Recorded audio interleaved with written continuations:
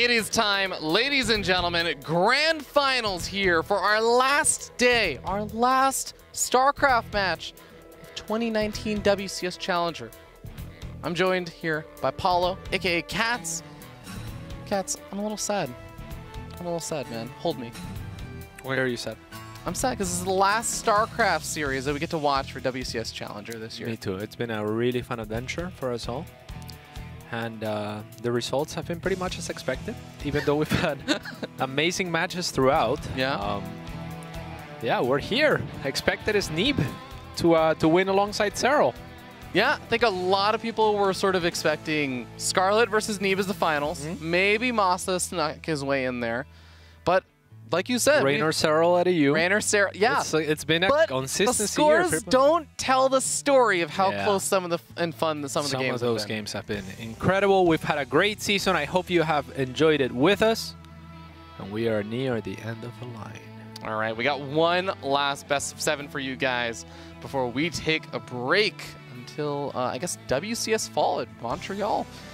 But it's going to be a fun one. North America versus North America. Let's settle who is the best North American player. Is it Neeb or is it Scarlett? Cats, who is it? Neeb. It's Neeb? Okay. I mean, Scarlett is in Korea. I don't know. I want to see something. I think Scarlett is going to throw a lot of curveballs. She's a very smart player. She has been playing out of her mind today, but Neeb 9:30 in the morning. Yeah, it's 9:30 in the morning in Korea. I mean, Neeb is in top shape. He's been looking amazing. I really want to see Scarlett try crazy stuff, and I think, you know, we were talking about how that might be the weakness of Neeb to a degree. Scarlett has found mixed success against him. Indeed, and in fact, the last couple of times that she has faced off versus Neeb, it has not gone so well. She's actually not beaten him in a tournament in 2019, and in fact, even in some of 2018 as well.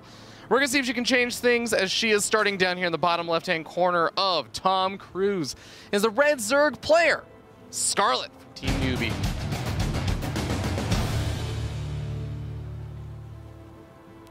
And the guy that perhaps is the only one that can make Scarlett properly represent her team, it is Neeb. The Sunderhaft. The Sunderhaft. He is much too powerful. Will he be sending a message here? Be like, yeah, you're on the right team, girl. Because she's a newbie? Well, yes. Ah. But he would be the only one that could claim that in the North America region, should he win. Well, it does go for that early probe scout, confirms. I mean, especially after watching that last series versus Estrella, it's good to confirm you're not getting proxy hatched. Yes. Nice and early on. But Scarlett, of course, just does take that third base. It avoids all the pain and suffering of dealing with that probe blocking out your natural, throwing out a pylon and everything. Just completely forgoes that whole game. Yeah, drops the gas right away. That's going to be important to get link speed to deal with the adepts. This is pretty standard stuff. As Neeb will go for a gateway expand. So, not a crazy game by any means. Now, that said, I expect aggression from Scarlett on this map. We saw it against Masa. But more than anything, it's the shortest map as far as rush distance. Roaches are very powerful because of that. Roaches generally slow units that, you know, take a while to cross the map. A Queen March wouldn't surprise me, but she's gotta try something crazy, and I think that Tom Cruise is the map for it. Okay. If there's anything I saw from Neeb in the last series, well, he does like to mix it up, of course. Neeb is not the guy who will go for the same build 100 games in a row, but I will say he goes for the same sort of style build oftentimes, maybe like 4 out of 5 games. And I do think that he has been opening up a lot of the Stargate plays, and I was going to say Stargate, and I wouldn't be surprised to see a triple Oracle opening. Yeah, certainly not. I mean, it's not the craziest strategy by any means. They both know each other so well, right? Like, they're very, very close friends. They train with each other. They exchange thoughts. So we'll see. We'll see what happens here. Scarlett was one of the first people to give Neeb credit, much like Neeb was one of the first people to give Cyril credit, in terms of like passing on the torch almost. Yeah, almost. It's like, yeah, like they see them coming and they're like, yeah, this is the guy that actually beats me, even though he hasn't shown it yet. This is my successor. Yeah. No, it's absolutely true. And if I ever finish editing together my like 3-hour interview with Scarlett, then I'll have a really good time showing you guys all the kind of really nice thing that she said about how Neeb really has been this unbelievably talented player that kind of ended up, she looked at as the player that kind of like succeeded her in some ways. Yeah, absolutely. I'm glad she agrees with that because she consistently talked him up. Oh yeah, she was like the biggest Neeb fangirl for a really long time, in the sense of like building him up as a player. Yeah. Same when it comes to Neeb and Cyril. It was Neeb in his year of dominance that he was like, I'm afraid of Cyril. Yeah, he would be like, just play like Cyril, and it's like, what do you mean play like Cyril? You win everything. He's like, well, play like Cyril. Yeah. And then Cyril shows up. Well, second Oracle is about to finish up, and I'm waiting to see, are we going to see that third Oracle? Of course, he's still getting up the Robo behind this, and I wouldn't be surprised if eventually see maybe like a Twilight Council or something. But there's the third Oracle, and it's going to be the very typical Neeb style. Very typical indeed. We are seeing a Robo transition, and Scarlett is, just chilling, as per normal, as per usual. No Twilight Council just yet for Neeb, so you think he's maybe just going to get up the Warp Prism, use the 3 Oracles, control the map and everything, and then just set up his third base and get up a large Immortal count or something? Or yeah, I think so. You don't want to diversify your investments too much. I mean, when you've already made a Stargate, or a Stargate and 3 Oracles and a Phoenix, that's a lot of gas gone. So if you invest into too many things, you basically have to decide between one or the other, right? Like third or additional tech at this point. So there's the first Immortal, and it wouldn't surprise me if Neeb went now for the next transition, which is most likely the Twilight Council. Get up charge and stuff. Well, you were talking about how roaches can be really strong, especially on this map. And we do see that Roach Warren being plopped down. So Scarlett not going to be doing anything like we saw earlier on and skipping some of the 6. Wow. Scarlett's not even moving them. That was a ton of damage in. He is not even done. He's coming in with the 3 Oracles. Sacks in one of them. Might sack in a second one over here for more drones. Oh, wow, gets 14. Out of there alive. Oh, 15. That's 15. I mean, sweet 15, they say. So Paulo, I kind of feel like that's a bit more damage than we usually see. Is that devastating damage, would you say? Yes. Okay. I would say so. And Scarlett is going for the roaches that we talked about. She wants to make something. Does roaches and the Queen March, actually. Yeah. So, wow, cats. Kind of has to do something, like you said, at this point, especially. So not really much of a fallback plan. The Oracles actually did come back into the third base, killing 4 more workers. And Neeb just has to make sure he holds on over here. He did just pop out with another Immortal. He's got sentries available at the slow zones. Sleepy. Oh, I mean, if you ever wanted just a little bit more time to get those perfect force fields down, the slow zones are your friend. Yes, indeed. I mean, these queens are gonna really struggle to get to reach the army. Neeb is gonna kite backwards, so he's positioning forward, knowing that there's roaches. Oh my god. Do queens even move in a slow zone? Do they just start moving backwards if you try and enter a slow zone because they're so slow? Yeah, they're certainly very slow. Neeb trying to deny or delay this as much as possible. He has the very strong economical lead. He has made a lot of these shield batteries. Yeah. He knows how all-in Scarlett is. And he's keeping that Immortal alive. Is nearly out of force fields at this point. This is a lot, though. Scarlett is in a decent position where she can kind of siege both locations. And there's links on the way that will most likely run into the natural base. Or I would love to see that at least. Instead, she goes for the army. This is the kill move. If you kill the army, you kill the master. Well, dodging out of the way of the corrosive biles over there with the Immortals. Probes even being pulled off the line as Neeb knows he is ahead in workers and just has to defend this. Eats some of the corrosive biles on one of the Stalkers. The probes are, for the most part, going down. The last of the Queens are starting to fall to the Oracles. The Ravagers are still alive, but so are some of the Immortals, but they don't have their shields anymore. One goes down, next one getting target fire down. The shield battery finishes just in the nick of time, but not fast enough to save that one of those Immortals. The DTs, the Dark Shrine finished. When did that even happen? GG. Sure. Oh yeah, my there was God. only another 18 links in production. She really needed to make something more happen with that. There was an option where she could have started running the links into the natural with the space that the Ravagers created, but she was already so far behind economically that maybe she thought that wasn't the area to catch up on. She thought if I kill the army, then I win. If I kill the economy, then I'm just kind of evening things up. So, I mean, tough choice. Yeah, I am really impressed with the Dark Shrine must have gone down right as the attack was coming in then, right? To have it finish up in time for the end of that attack. Really, he was nice. certainly very consistent with his thoughts there, right? Like he was delaying. Maybe he thought, okay, if I buy enough time, I win. And yeah. Really well done and a good, solid first victory against Scarlett. And do you feel like that kind of attack, that was just a planned attack from the beginning from Scarlett, or was that a situation she got forced into because of the drone losses? Maybe a little bit of a mix. I mean, she had to make a lot of queens, or maybe she felt like she did for the oracles. And at some point, she probably decided, okay, I need to either tech or go into army.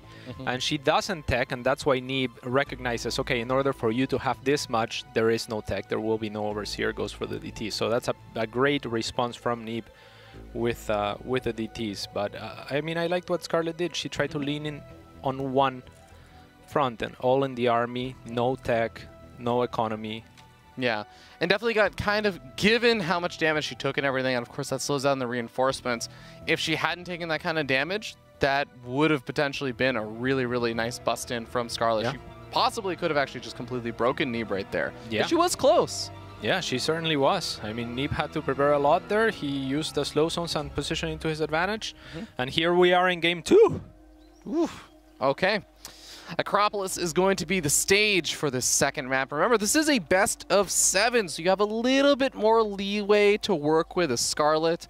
But it also means that if you're trying to sneak in victories with cheeky little plays, you got to come up with even more tricks and shenanigans to take down Neeb.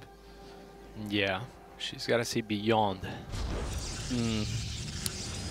Okay, well, in that last game, we talked a lot about how, you know, the triple Oracle opening and all that stuff is something that Neeb really likes to do. But I think it was, I'm trying to remember the exact bracket now that he played through. Jon Snow's match, maybe? Neeb did kind of showcase he was willing to go for some other sort of styles and plays, some other kind of openings, just to mix things in. Like, I think he was the one that went for the Warp Prism Zealot charge lot? No, that was maybe a straight. He went for Phoenix. He went for. Oh, you went for the double Stargate Phoenix. You're right. Yeah, I wouldn't hate to see that. Yeah, especially because he opened with Phoenix Oracle every time. So the first Phoenix, the Stargate, if you do it later in the series, that's what it reads as. Especially if you're consistently doing the same thing as he was, and then a bunch of Phoenix show up and they, you know, they take different measures to deal with. So I wouldn't be surprised to see that maybe a little bit later in the series, but then again, Scarlett is very familiar with Neeb, whereas Jon Snow might be a little bit less familiar. Yeah, and I'm sure, of course, Scarlett was watching some of the earlier series as well, just because even though Scarlett was on the other side of the bracket, this was the finals that a lot of people predicted. Scarlett probably watched Neeb series versus Jon Snow. Yes, indeed. All right, well, Neeb, of course, just getting up that Gate Nexus core back at home, sending his probe across the map, getting ready to get some scouting information. Scarlett, I'm just so prepared because Scarlett is exactly the kind of player that would say, I'm just really tired. I'm gonna go for some cheekier, cheesier, early all-in kind of plays. So I'm at any moment ready for Scarlett to say, I don't need a third base, or no, you know what, I don't need to drone up this third base. Just at any moment, she pulls the trigger. Yeah, at the same time, she is a player who is driven, especially when she's doing good, and I think that she is doing good. So I'm sure she would very much like to beat Neeb, and to do that, she needs to really channel. So she's still playing very smart. I mean, she's still, throughout the day, she has been playing very, very well. Even that last game, I think she gave herself a very good chance.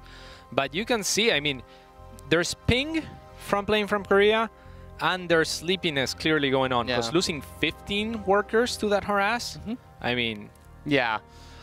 And I think it's less so just about like, oh, I want the series to be short so I can go to bed. It's if you are in that kind of state where you are making those mistakes, the longer the games go on, the more chances there are for those kind of mistakes to happen. Especially when you're playing against Neeb, right? Yeah. Like you look into the future, you try to anticipate how this series is gonna go, and you're like, oh my god, this is gonna be a while if I'm gonna beat you in a straight up macro game. So yeah, she has to take that into account. And yeah, like you said, it's not about I want to go sleep, but like can I play a 4-hour series or a 3-hour? Especially given, I know a lot of pros players, but even Neeb really showcasing that he's okay with just going into the big super late game. Let's get up 7-8 carriers, turtle up, and then eventually go for that big push-out kill move. Yeah, and he was comfortable with that style even before the Infestor nerf. So right now he has to be feeling very much in his element. Yeah. I mean, yeah, I'm flashing back to some times that I got a little bit sad of him versus Cyril at, say, WCS Summer, where carriers weren't quite as good, and he did struggle trying to go for it, but he still felt like that was his kind of his play, so he's been practicing that style for a long time. Yes, definitely. Well, Robo on the way, and it is, in fact, not a lot of oracles being made. It's just the 2. And, okay, there's the 3rd oracle. Just delaying that a little bit. But different. Same. Just a slight, 5-10 seconds later of an oracle. The lair is coming up, this time for Scarlett. I mean, this map is considerably larger, not gonna be marching any queens around. If she wants to go for some sort of surprise attack, perhaps a Nidus would be a good option. But other than that, I think this is shaping up to be a macro game. Yeah. 7 drones in production. Absolutely. There's the Hydra Den being thrown down for Scarlett. I think we saw in one of the earlier series that Scarlett does occasionally like to mix in, say, like the Mutalisk plays and everything, but that was typically against, say, Astrea, who was going and mixing in a couple of those like Twilight Council openings and stuff. Versus Neeb, it's a lot harder to make those Muta plays work out if your opponent's just going for Stargate openings every game. Yes, indeed. Scarlett really working on one of those oracles, but there's not going to be much here to contest them. So Neeb will get away with killing just a couple more workers. Ooh, that oracle very, very low. But still, he's doing a lot of damage. There is 6 Hydralisk in production, and we were talking about this in the series of Jon Snow versus Scarlett. You can kind of, or versus Neeb rather, you can kind of cut some corners if you anticipate your opponent will not be going for a ground-based all-in to follow up this this type of strategy, right? So yeah. So I like it. I mean, she's cutting some corners. There's no Roach Warren, I believe. There hasn't been very many units produced. There has been a decent amount of workers produced, but there is no more in production. So I think we're gonna see a big Hydra attack. I would love to see something like an Overlord Highway or something of the likes, but I don't think that Overlord speed has been researched. Yeah, and at this point, if you don't have Overlord speed, it's not like you're going to send them out right now with the Phoenix and the Oracles all around. So you just got to walk them across the map the good old-fashioned way. Lots of Lings to follow this up. A couple of Banelings being morphed in, I think, on Neeb's side of the map, just a little bit further to the left. And that is going to be the angle of attack here for Scarlett. Yeah, and she's committing. There's 26, 28 more Lings in production here. Lings are the fastest unit to produce and to run. So she basically wants, that's effectively a Nidus almost, right? Like she really wants to get this going. But no, the Hydras get taken out before the Link buffer arrives. Those are the units that deal damage here. So, oh my god, he is too good. So he's covering the flank with 2 stasis traps. And that's gonna further delay the attack that now has basically no backbone. There is just 7 Hydras, whereas there is 3 Immortals and 3 shield batteries waiting for this, so Neeb is very ready, and there's the second stasis trap.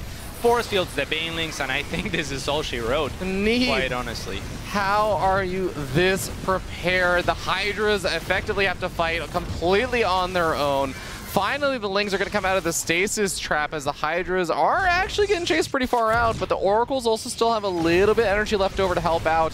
Neeb is getting surrounded, and I don't think there's more than maybe 1 force field left over. Damage output is the problem, right? Yeah. So Neeb still curling up in a ball where there's little surface area for the Lings, and that is all she wrote. Scarlett surprisingly was producing more Hydras in the back of that because they were never going to really reach there, so I thought maybe she'll stay in the game, whereas I thought that had to be it. But yeah, she will waste no time. She knows when she's dead. Yeah. And the Hydras, I agree, it may have just been just because she had lost some of those Hydras earlier on. She felt like she had to replace them, but it's pretty tough to come back. Neeb had such a spectacular defense on that situation. You were saying this, the stasis, I mean, obviously the force fields are very good, but the stasis trap backup, and it's not always a super clear decision, right? Because if your oracles are a little bit lower in energy from doing all this harassment and everything, you want some of that energy to help out, especially versus how many lings there are flooding in behind that. But still saying, no, the stasis traps are worth it. This is going to make sure that either you're trying to segment off individual lings and doing this, like you're delaying the entire attack, or the lings actually just run in and get stasis trapped. I mean, either they're way, in it a works very well. inconspicuous Yeah. location, right? Like it's, yeah, he's just very much looking forward to what or how can she kill me? Yeah. Because the front is not gonna be it, because I'm gonna be there, right? And then just says, I'm gonna cover this area so that I don't have to worry about it. He has shield batteries, like you said. I mean, he was super prepared for that attack. And then the force fields and kills like what, 5, 6 Hydras? That's That was brutal. yeah, because those stood no chance. They killed like no units. Now imagine those 5, 6 Hydras at the end where she gets the full surround with the lings. Then those lings are just buffer. Those lings are not meant to kill those units. It's the Hydras that were supposed to kill those units. Yeah, because you saw, I mean, it's not like there was a lot of shield battery energy left over or anything at that point. The Immortals do go down pretty quickly to the Hydras once the shields are popped, so... Yeah. Unfortunate for Scarlett, but we are going to be moving into game number 3 with Neeb sitting up 2-0. He is closing his way to victory and another WCS Challenger North American victory. Yeah. So the next map is going to be New Repugnancy. How do you feel about that map, Ravi? I mean, I think of this map and I just look at all the cannon locations. So that's that. I mean, I have a different way of looking at things, which I mean, technically, Neeb could try and bust out. I know he's done a cannon rush or 2 in his time, but I don't know if Neeb would do a cannon rush to Scarlett. I feel like that's a little bit riskier of a play. I feel like if your WCS cast here was to play a 4v4 game, we would have 2 people cannon rushing, 1 person rushing BCs, and 1 person going proxy hatch.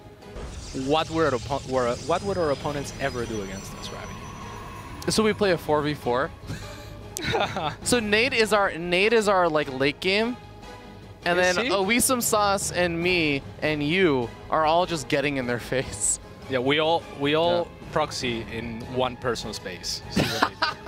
Actually, you know, and then Nate teleports in with the BC when the reinforcements arrive. One of my favorite 4v4 things I did with some friends when I was back in college, and I had like my StarCraft club, was we all picked Terran, and this is like way back in like Wings of Liberty, Heart of the Swarm.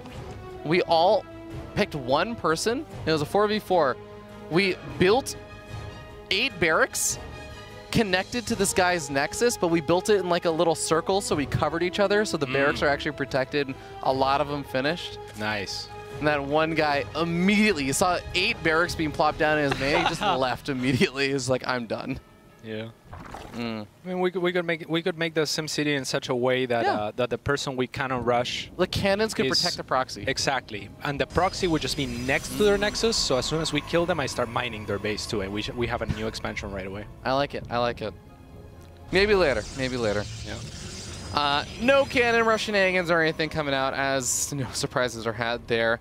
Instead, just a typical opening. Neeb goes for his Gate Nexus core. Scarlett goes for her hatch at his her 3rd base. And so life continues on. Yes, normal indeed. PvZ. And to talk about core, Frodan is here casting Hearthstone adjacent to us. Nice. Yeah.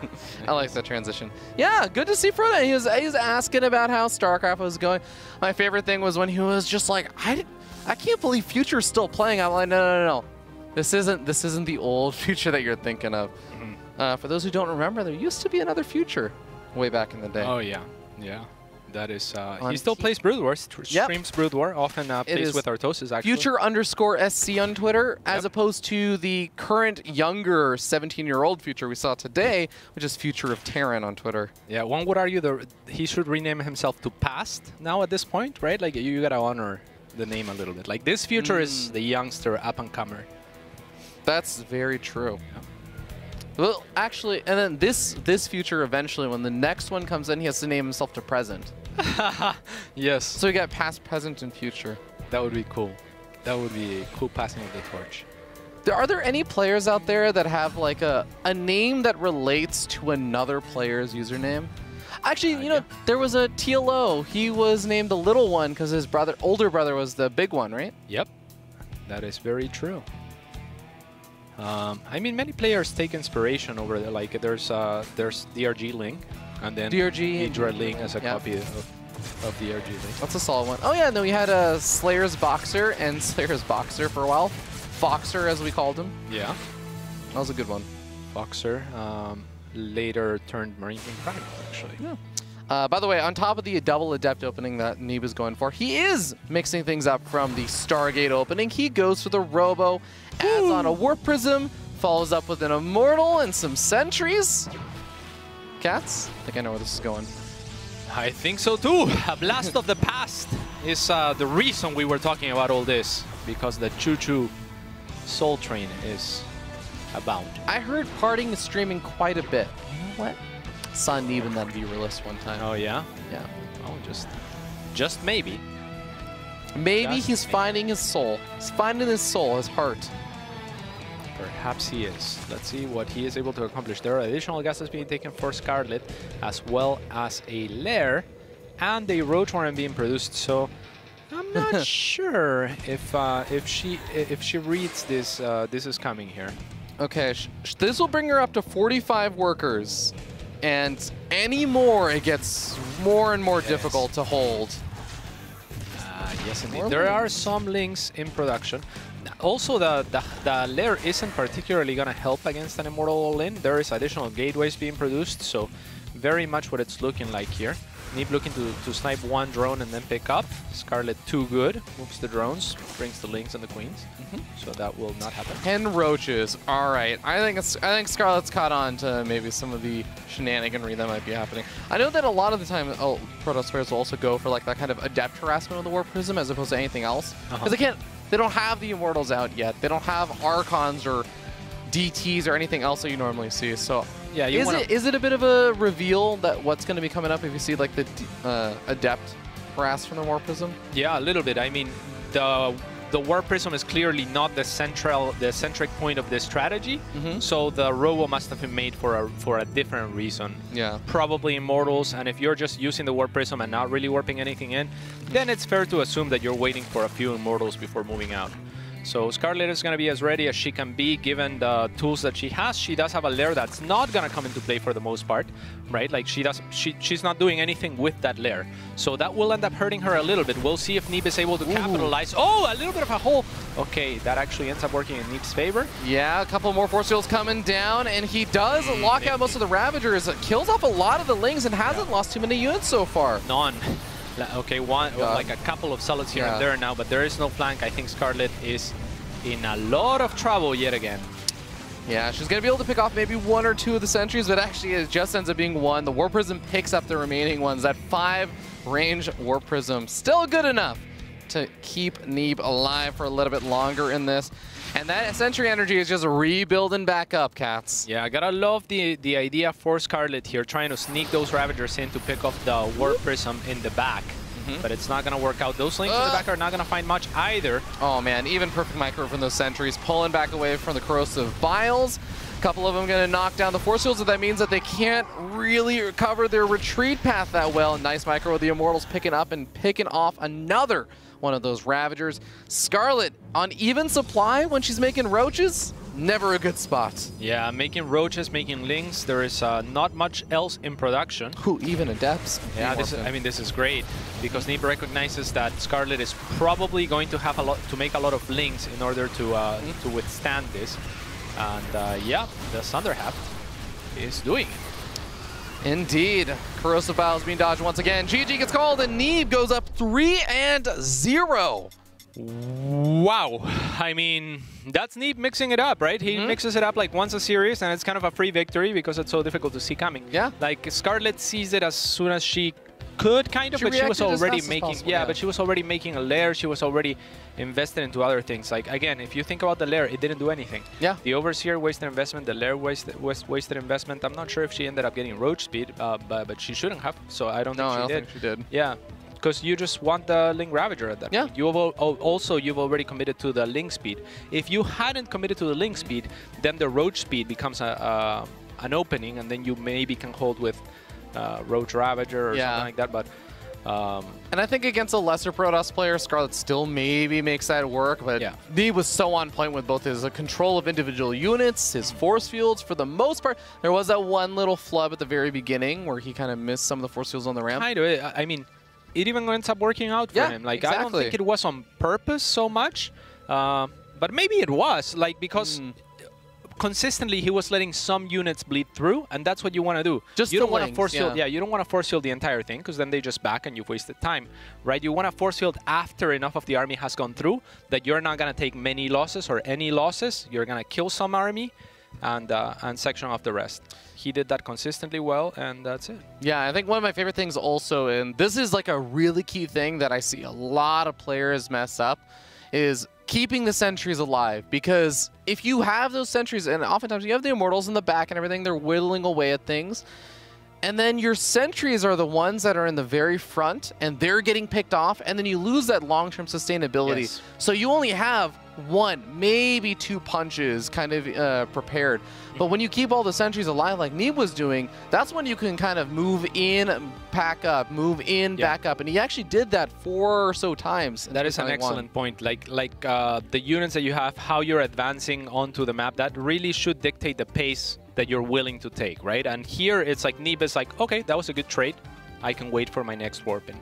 Good trade again. Can wait for my next warping, right? And then that recycling process begins that you've now mentioned. So very, very well done by him. The next map will be the Thunderbird. Thunderbird. I like that. Very great. Do you just imagine like a pterodactyl or something?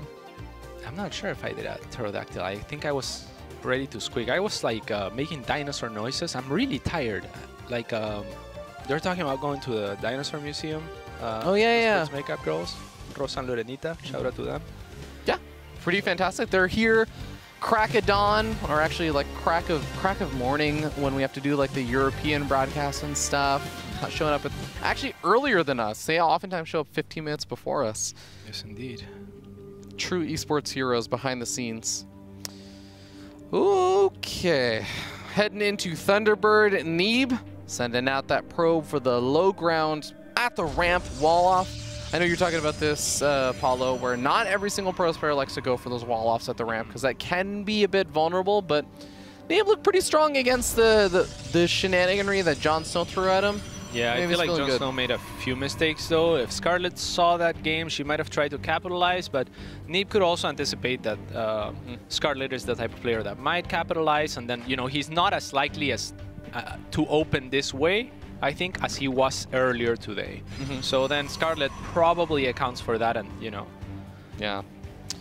Well, actually, Neeb not going for the same kind of probe scout that he's been going for in a lot of the other maps. I think that's because of the size of this map, right? Where probe doesn't quite get there fast enough to block that hatchery at the natural. Absolutely, yeah. Very difficult to do so. Last game, he also didn't go for it, maybe anticipating that Scarlett would have a read on that and drop the earlier hatchery. On this particular map, though, it is the distance that's the gating for that strategy, as you've mentioned. Yeah.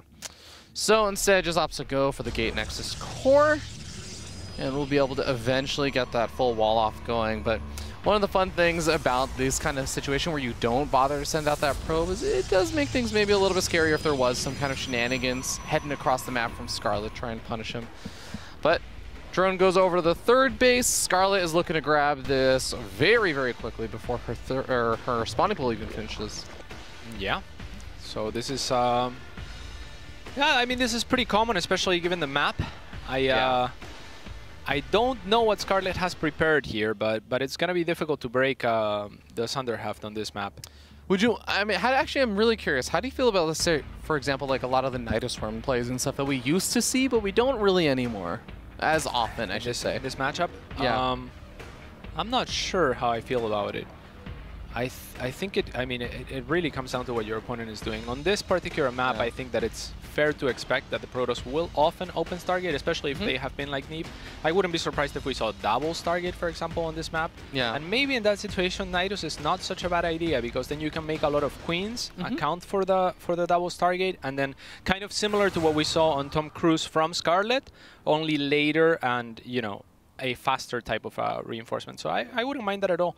It's Scarlett that's going to be proactive with the scouting here with Overlord speed. So I kind of like that. Yeah, Overlord speed definitely going to keep her in the know, and shouldn't lose too many Overlords partially because of that, since it will allow her Overlords to also get out of the way once the Phoenix kind of reveals itself. But Adept makes its way forward, and Neeb's going to get his own scouting information as he scurries around, sees the creep on the low ground for the third base, confirms that he's not about to face off against some crazy two-base all-in. Can confirm, and there is a few links here, but primarily just drones being made. And seeing those drones is always also a really nice thing.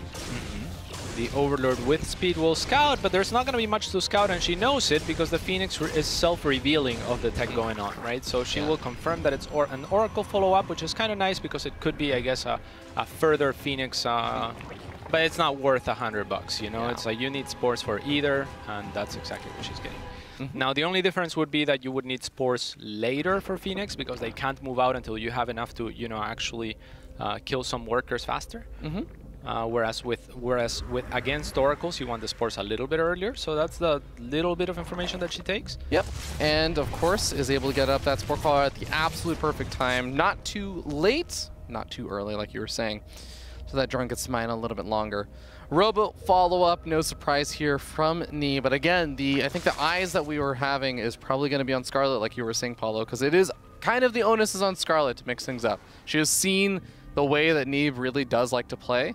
And yes, he did his little mix-up, but this is probably going to be a very similar game as the first two. Certainly what it looks like, and there's going to be two Adepts. I mean, we've seen this time and time again. Not the best map for this type of harassment, as he has to shade in before going into the ramp, as opposed to other maps where you can kind of shade in to retreat from the third, or even just get into the third right away. So the Scarlets, the Adepts are going to have a little bit of issue finding that mineral line, and there's actually Zerglings ready. Ooh, yeah, gonna get us around on these Adepts. Almost gets us around on the Adepts. Does get both of them. Yeah. Oracles come on in. The Queens and the Spore Crawlers doing their best to try and pick them off. Gets one of them, and only 4 workers killed. I mean, compared to the last game at least, not quite as good of the damage, but still not bad. Yeah, and kills an Oracle as well, so about a wash there, I would say. Yeah. Is that a wash? Well, yeah. Yeah, a wash. Wash is bad. Washy. A little bit. Okay. Always sounds like not exactly a wash. There's lost on Neeb's end of things. But of course, Scarlett's economy is slowed down, and there's a lot of value to slowing down a player's economy. Yeah. Charge on the way, as well as that extra couple of gateways coming out, as the Protoss player is only sitting on 2 gateways with this kind of opening. So you got to flood out the rest of them to follow up and kind of build into that ground-based army. Oracles come back in. They're almost out of energy, but they're finding a few more workers here and there, up to 5 more. So that's a total of 10 workers killed by the 3 Oracles. And all of them will, except for maybe the Phoenix. No, even the Phoenix gets out alive. Yeah, and Scarlett going for the infestation pit. I really like this. Still mostly drones in production, so she's willing to play the late game here. Just sends an overseer to confirm that there's not any sort of all-in coming up, and it is going to be Swarm Hosts and a Nidus. I really like this. There are very good locations for Nidus. One of them would be the minerals blocking the area of the Nidus to the right third there. Base, yeah. Yep, and that's probably where she wants to go, as there's a link position. Yep, keeping an eye out over there. Now, the Phoenix staying alive is actually going to be very useful here, since the Overseer could have also potentially provided some additional vision for a Nidus room and say, like, the main base later on or something, but Overlord's speed is still around. She still has the opportunity to try and move in later, but for now, just that one Ling is going to be all the vision she has. Yeah, and this is kind of a cool move by Neeb, because he's going to know exactly where the Nidus is. The Swarm Host will reveal the location as he pops out. So that's pretty nice, but I mean... Oh, yeah, he knows so well. Look at that. Yeah. Kills off the Ling. Is not actually going to be able to kill off the Swarm Host, but Okay, so she wasn't able to stop those first couple of locusts from landing, but she actually clicks on the rest fast enough that they can forego the army, and this is huge.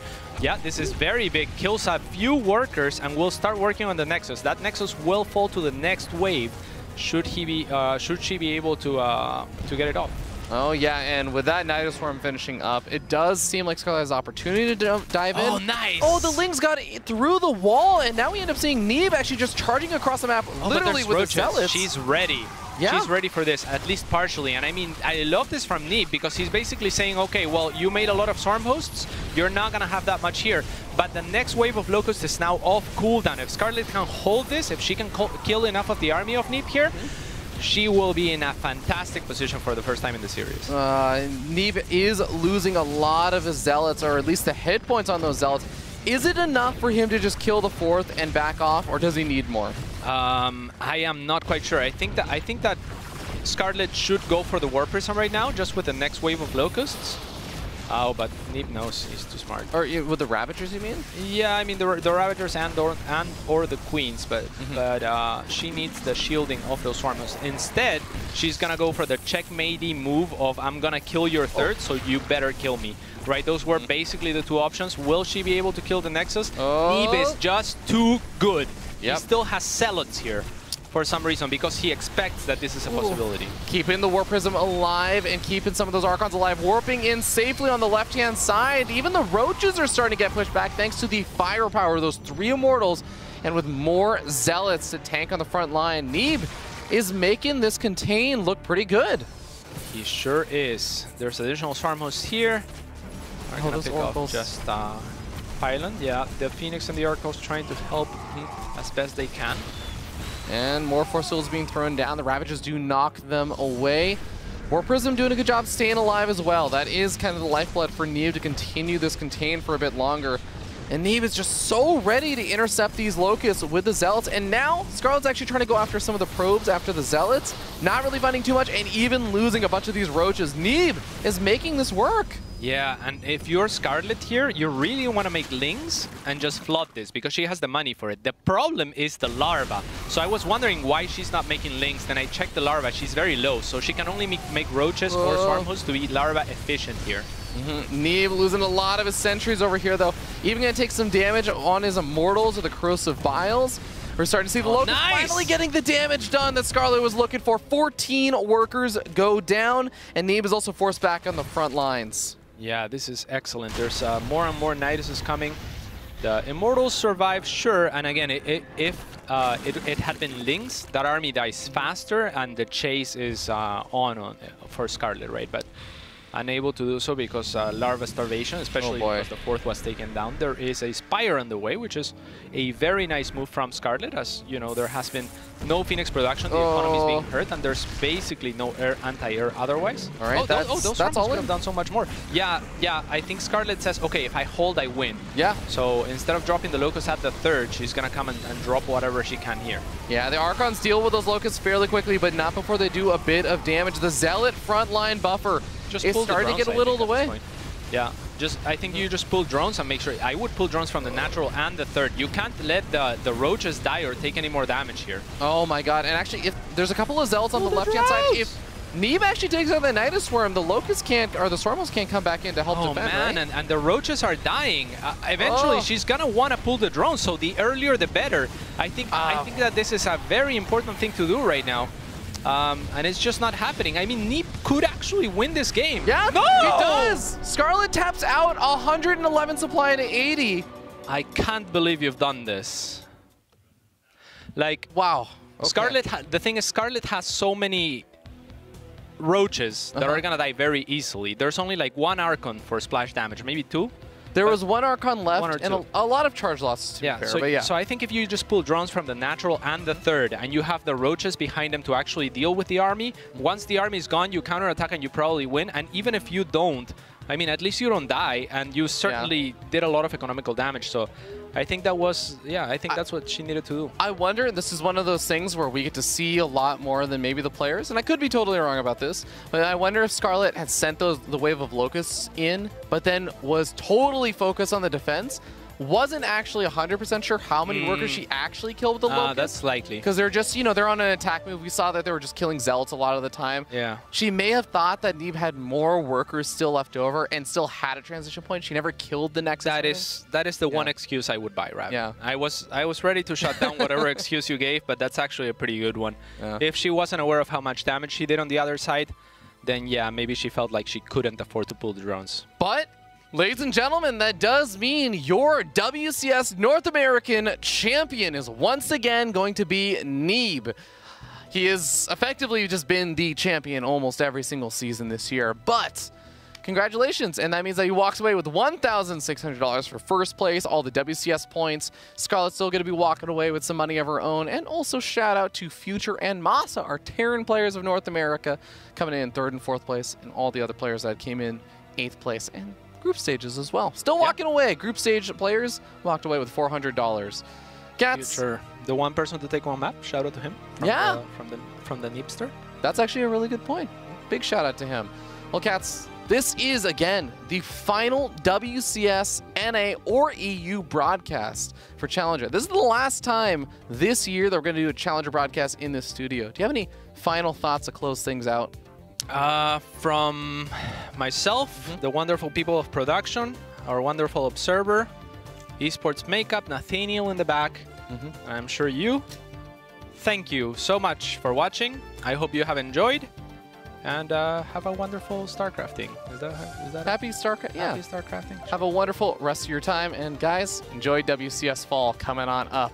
Enjoy. Take care.